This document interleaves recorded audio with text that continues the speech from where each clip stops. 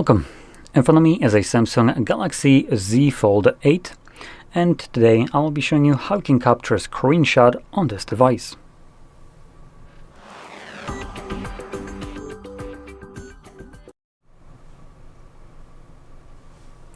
Now I'll actually be mentioning a couple more things which I will start off so you know about this before you go clicking off.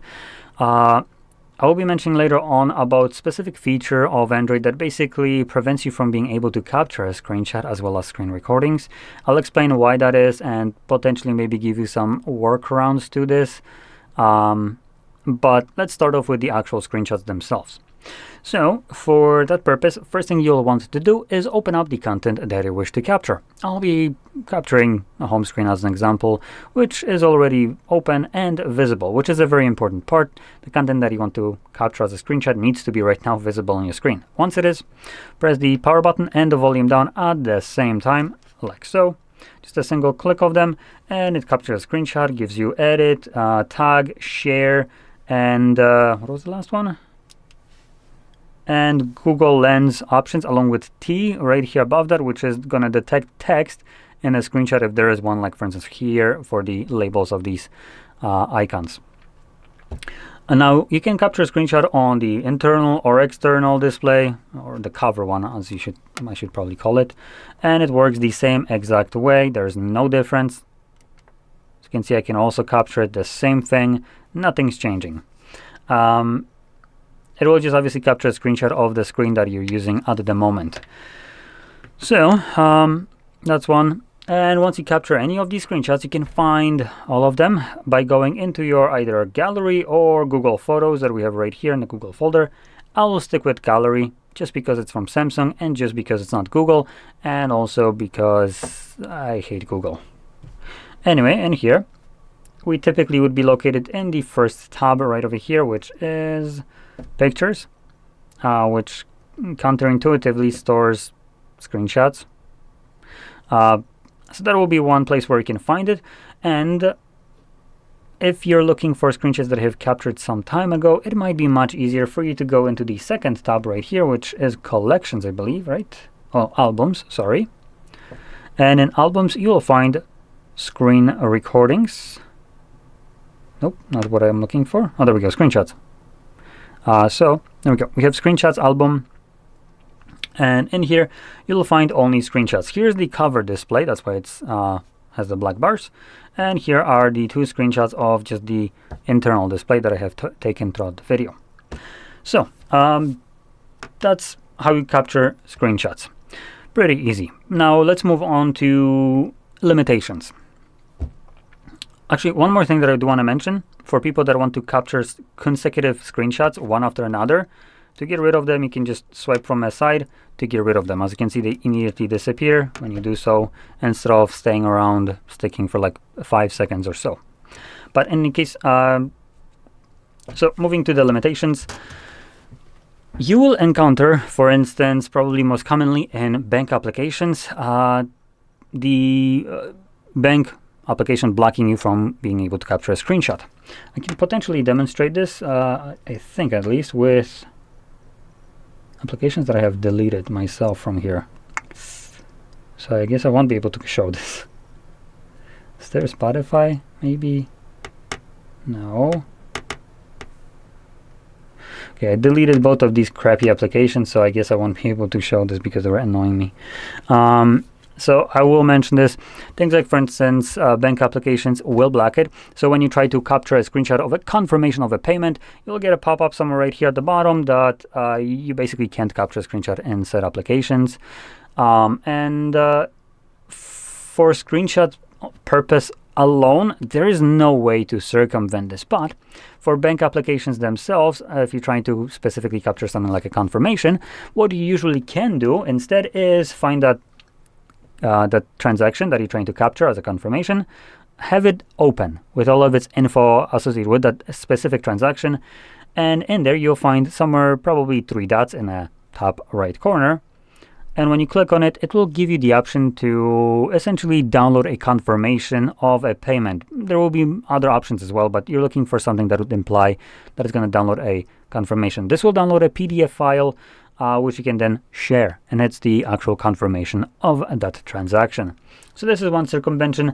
You will also encounter the same kind of thing being used in streaming platforms such as Netflix, HBO, Apple TV, and so on, as well as some dating platforms as well.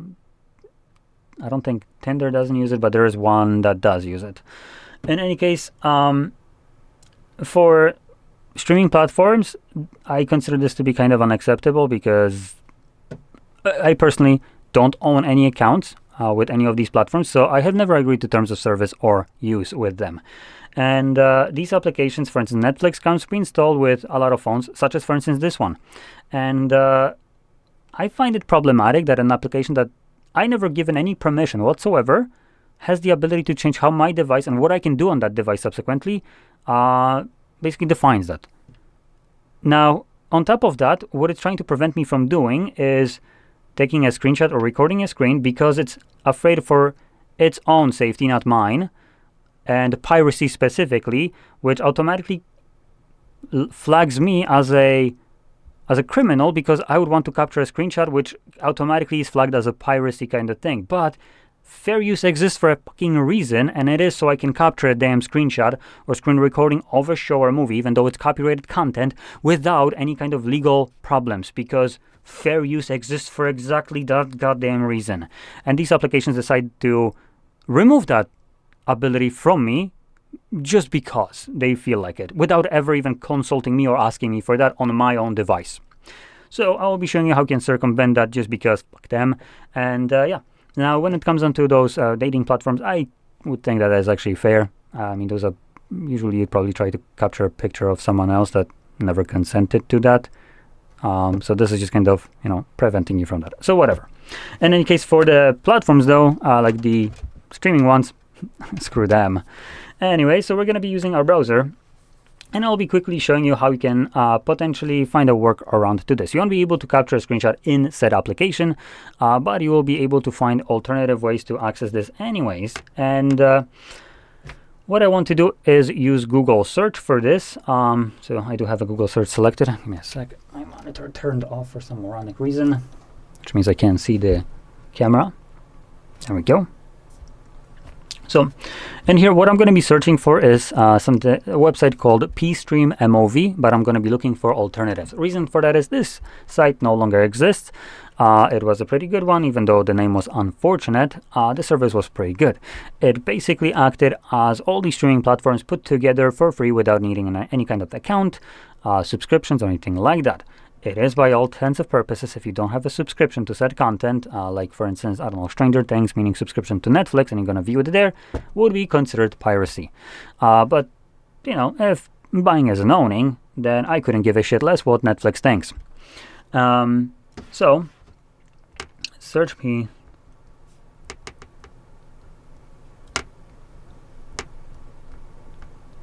There we go.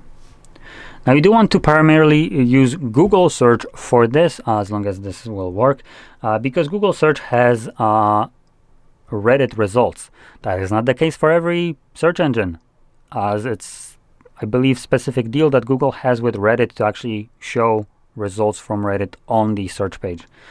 So in any case, you can see that it's aptly named r/piracy. So I'm going to open that up.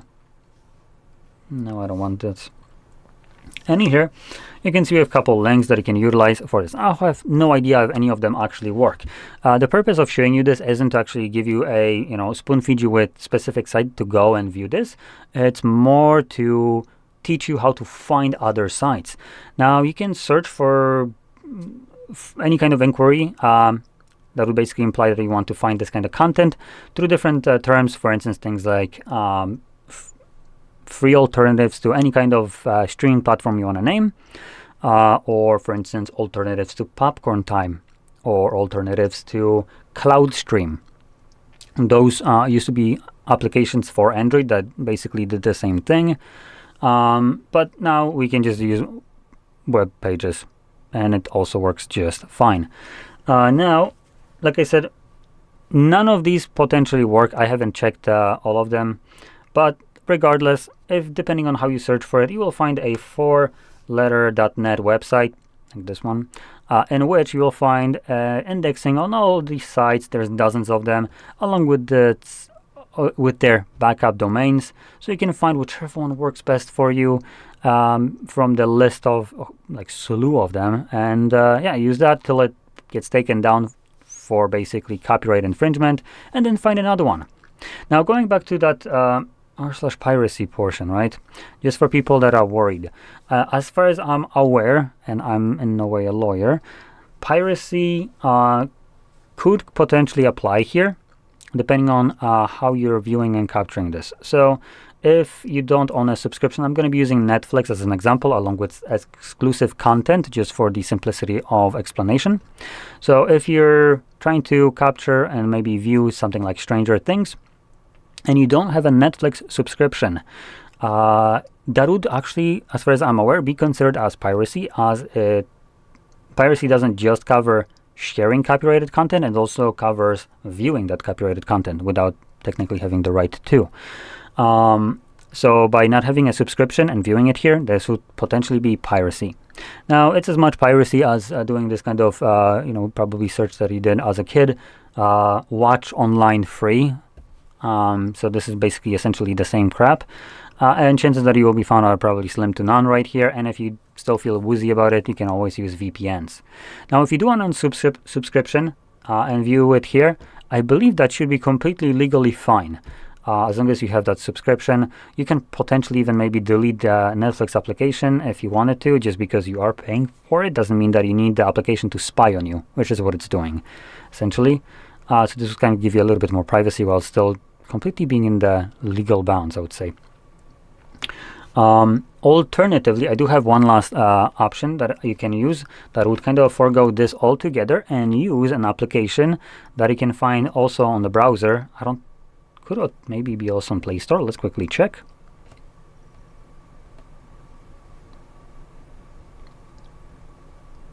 Is it like this?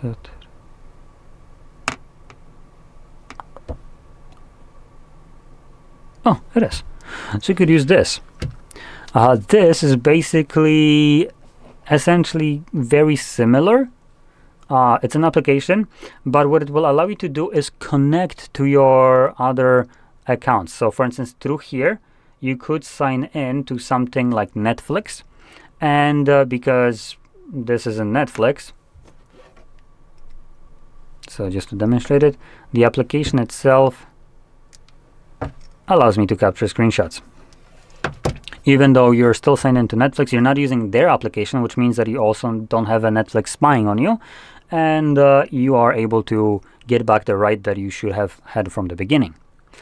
Now, I wanted to show the other alternatives first, just because, but this is also a very valid option. Or you can just add Torrentio to it as a plugin and not need to pay anything. But again, that would be piracy, actually, like fully. Anyway, with that being said, I hope you found this very helpful. And if you did, don't forget to hit like, subscribe, and thanks for watching.